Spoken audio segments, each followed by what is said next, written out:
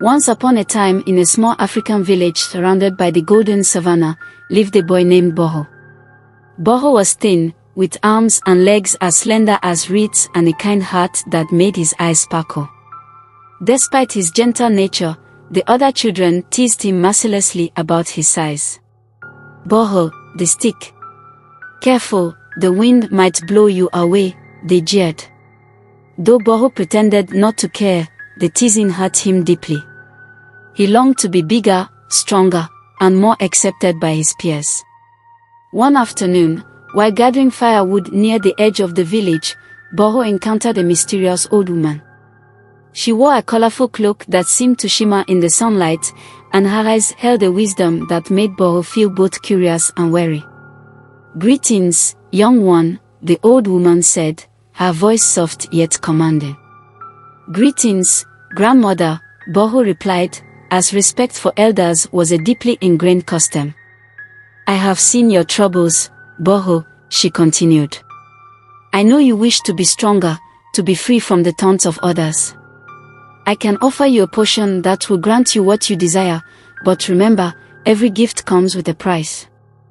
Desperate to change his fate, Boho eagerly accepted. The old woman handed him a small vial filled with a golden liquid. "Drink this tonight before you sleep," she instructed. "Your transformation will begin." That night, Boho followed the old woman's instructions. The potion tasted like sweet honey mixed with exotic spices. He fell asleep with a strange warmth spreading through his body. The next morning, Boho awoke with an insatiable hunger.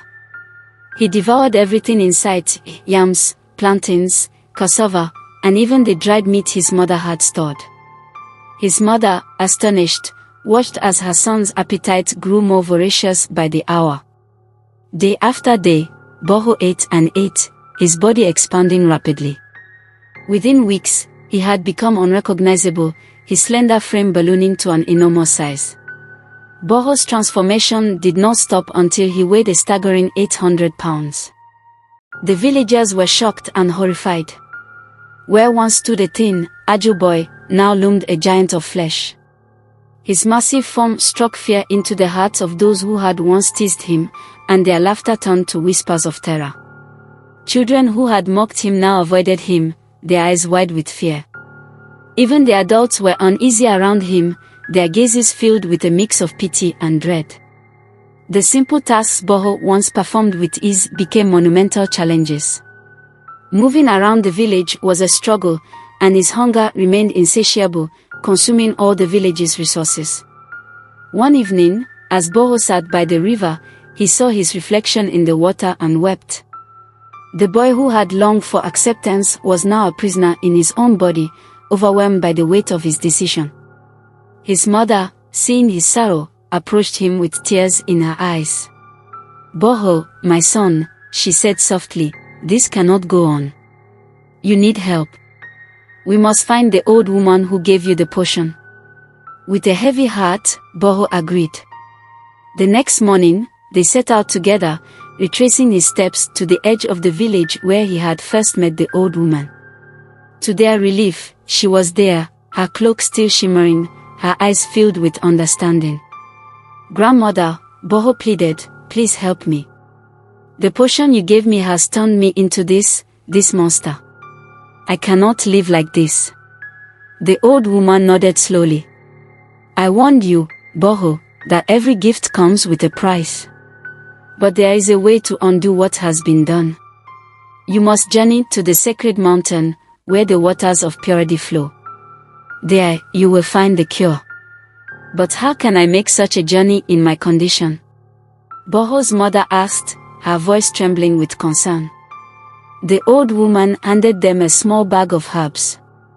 "These will help sustain him on the journey. They will give him strength and ease his hunger. But the path is not easy, and the journey will test his true strength."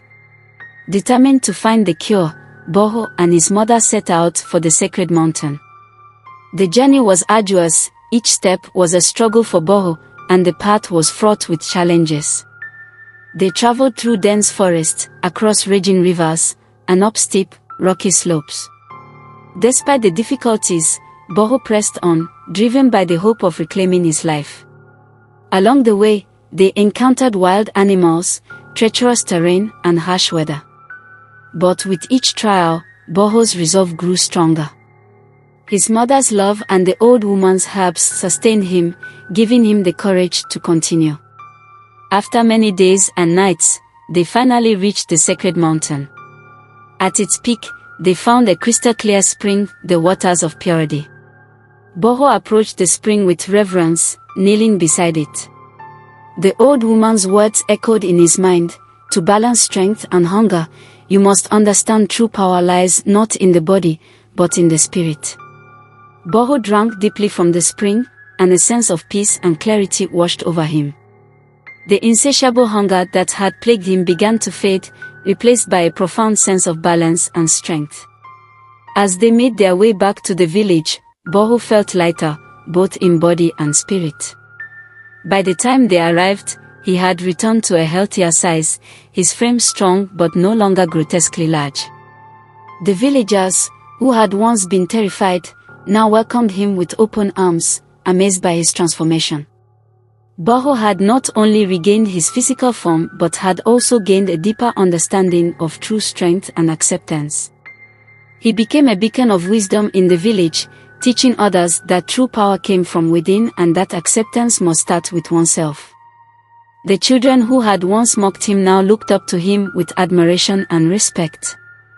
Boho's story spread far and wide, a tale of transformation, courage, and the true meaning of strength. As for the old woman, she disappeared as mysteriously as she had appeared, leaving behind a legacy of wisdom and a lesson that Boho would carry with him forever. He had learned that the greatest strength lies not in the body, but in the spirit that endures and the heart that understands the balance of life. And so, Boho lived on, not just as the strongest boy in the village, but as a symbol of inner strength and harmony. His journey had changed him in ways far beyond the physical, and his spirit shone as brightly as his eyes, filled with the wisdom of his incredible adventure. Please support our channel by leaving a like and subscribe.